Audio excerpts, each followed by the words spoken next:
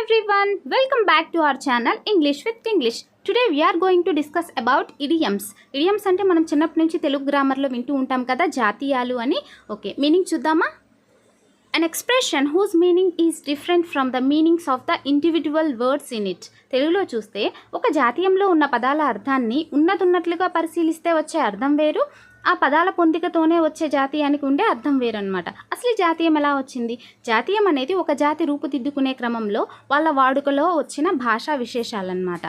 Okay, ఒక example చూద్దాం. నీళ్ళోసుకోవడం అంటే ఏంటి? స్నానం చేసావనా? కాదు.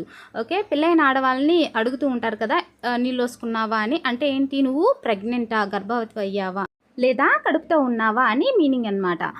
ఇంగ్లీష్లో ఒక ఎగ్జాంపుల్ చూద్దామా? ఏ పీస్ ఆఫ్ కేక్ అంటే ఏంటి? ఏదైనా ఒక వర్క్ని మనం చాలా ఈజీగా చేసేయగలం అనే సందర్భాల్లో ఇడియంని యూస్ చేస్తాం.